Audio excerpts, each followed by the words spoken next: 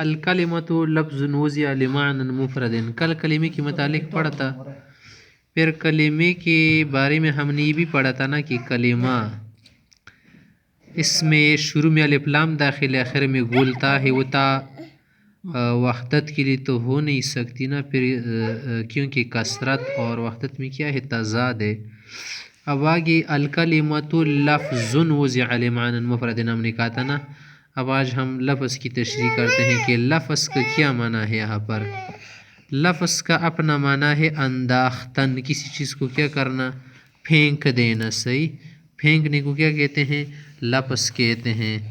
اللفظ معنی کسی چیز کو کیا کرنا، الرمی، پھینک دینا۔ تو لفظ کا کیا معنی ہو گیا، الرمی، جسے عرب لوگ کہتے ہیں اکلت التمرۃ، کھجور میں نے کھائی، کھجور کھایا، ولفظت النواۃ، اور گٹلی کو کیا کر دیا، پھینک دیا، لفظت، تو لفظ نے کیا معنی ہے، پھینکنا۔ تو بس لفظ کا معنی کیا ہے، پھینکنے، منہ سے جو کچھ نکل جائے نا اس کو کہتے ہیں۔ اور اصطلاحی معنی لفظ کا ہے ما یتلفظ به الانسان من حرف فصاعدا، انسان جس کا تلفظ کرے، چاہے وہ حرف ہو یا حرف سے زیادہ ہو نا، اس کو کیا کہتے ہیں، لفظ کہتے ہیں۔ جیسے فرشتوں کے متعلق بھی آیا ہے نا کہ وہ کیا کرتے ہیں، الفاظ کو لکھتے ہیں، ما یلفظ من قول الا لدیہ رقیب عتید، انسان جو بھی بولتا ہے، جو بھی بات کرتا ہے، وہ سب فرشتے کیا کر دیتے ہیں، لکھ دیتے ہیں۔ اور یہ لفظ جو ہے نا صرف انسانی کلام کو شامل نہیں بلکہ اللہ تعالیٰ کا کلام، فرشتوں اور جنوں کا کلام جو ہے نا وہ بھی لفظ میں شامل ہے۔ پھر آگے کہا کہ یہ لفظ کیا ہو، وضع ہو، وضع کا معنی ہے رکھنا، کہ لفظ رکھ گیا ہو، کیا معنی، ایک شے کو دوسرے کے ساتھ خاص کرنا، کہ آپ اس چیز کو محسوس کریں۔ جیسے اگر آپ چاقو کا لفظ کہہ دینا تو چاقو سے ہمارے ذہن میں کیا آتا ہے کہ اس کے لیے دستہ ہو، جسے ہاتھ میں پکڑا جاتا ہے، پھل ہو، اس کے لیے تلوار کہہ دے تو اس سے ہمارے ذہن میں ایک معنی آتے، کیونکہ لفظ تلوار ہم نے اسی لوہے وغیرہ چیز کے لیے رکھا ہے۔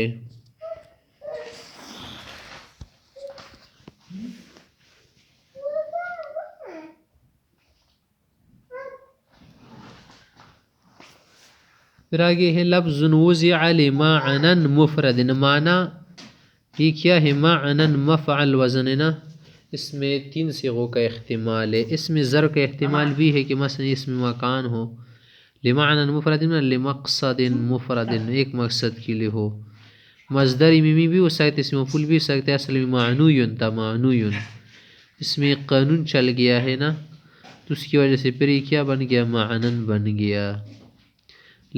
وضع لمعنى ایک معنی کے لیے وضع، اور وہ معنی کیسا ہو، مفرد، الگ معنی ہو، مفرد باب افعال کا صیغہ ہے نا، مفعول ہے، معنی اس کا کیا ہے، الگ کیا ہوا۔ پھر آپ یہ 3 طرح سے بھی پڑھ سکتے ہیں، الکلمۃ لفظ وضع لمعنى مفرد، لمعنى مفرد بھی پڑھ سکتے ہیں۔ لفظ مفرد کسے کہتے ہیں، لفظ مفرد سے مراد ہوتا ہے وہ لفظ کہ اس کے جز سے معنی جز پر دلالت کا ارادہ نہ کیا گیا ہو، اور اگر اس کو پھر مجرور پڑھیں گے نا کہ وضع لمعنى مفرد، تو پھر صفت ہوگا، معنی یہ ہے کہ لفظ وہ کلمہ ہے یا کلمہ وہ لفظ جس کو معنی مفرد کے لیے وضع کیا گیا ہو، صحیح۔ چلو ہمارے سامنے بات واضح ہو گئی کہ کلمہ اس لفظ کو کہتے ہیں جس کا ایک معنی ہو، ایک معنی کے لیے وضع ہو۔ پھر یہ کلمہ جو ہے نا 3 قسم میں منحصر ہیں، کلمے کی 3 قسمیں نا، اسم، فعل، حرف۔ اسم، فعل، حرف، اگر وہ معنی پر دلالت کرے فی ذاتی ہی اور اس میں کوئی زمانہ نہ ہو، اس کو اسم کہتے ہیں۔ اگر معنی پر دلالت کرے ساتھ زمانہ ہو، چاہے گزرا ہوا زمانہ، موجودہ یا آئندہ کا، تو اس کو فعل کہتے ہیں۔ اگر وہ فی ذاتی ہی دلالت نہ کر سکے بلکہ اسم فعل کا محتاج ہو تو پھر اس کو حرف کہتے ہیں۔ اسم جو ہے نا اس کلمے کو کہتے ہیں جو کیا کرے، بذات خود معنی پر دلالت کرے، کسی کا محتاج نہ ہو، اور زمانی بھی ان میں نہ ہونا، ماضی کا زمانہ ہونا، حال کا استقبال کا. جس رجلاً ہمارے پاس ایک اسم ہے، صحیح. اس طرح ہمارے پاس کوئی اور اسم بتاؤ جو اسم ہو. مثلا زید ہے، ضمیر بھی کیا ہے، اسم ہے. تو اسم کا کیا معنی ہوا کہ یہ اپنے معنی پر نشان کی طرح ہے. اسم وسم سے نکلے نا، وسم نشانے کو کہتے ہیں. تو یہ بھی کیا ہے، اپنے معنی پر نشان کی طرح ہے، بذات خود دلالت کرتے، کسی اور کی طرف محتاج نہیں ہے.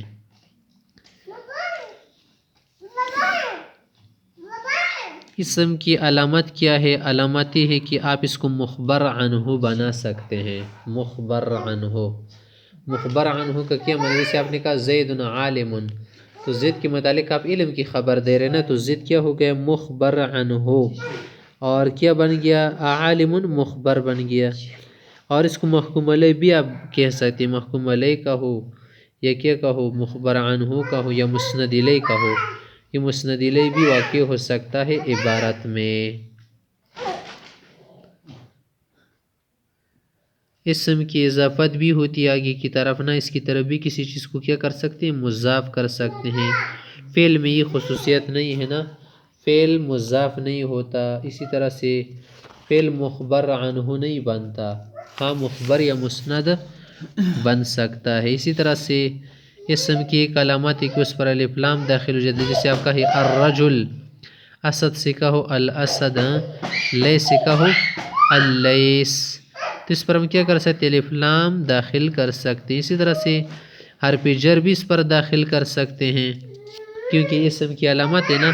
اس طرح سے تنوین بھی داخل کر سکتے ہیں، زید، چاہے وہ تنوین تمکن ہو جیسے زید، یا تنوین تنکیر ہو جیسے سوہن، یا کیا ہو تنوین تقابل والا ہو جیسے مسلمات میں ہے، یا وہ تنوین عوض کے لے آیا ہو جیسے یوم اذن ہے یا حین اذن ہے یا وقت اذن ہے، یا وہ تنوین ترنم کے لیے ہو شعر میں جیسے اقل اللوم عاذل والعتابا وقولی ان اصبت لقد اصوابا.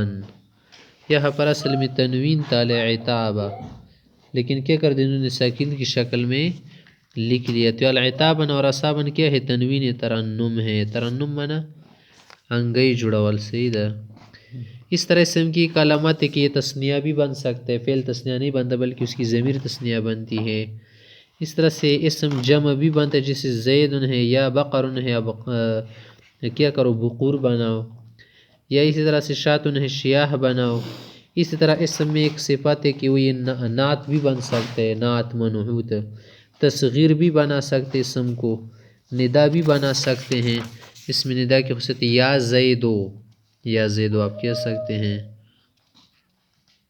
تصغیر مثلا رجل ہے نا، صرف جیلن بناؤ چھوٹا آدمی، جبل جبیلن چھوٹا پہاڑ.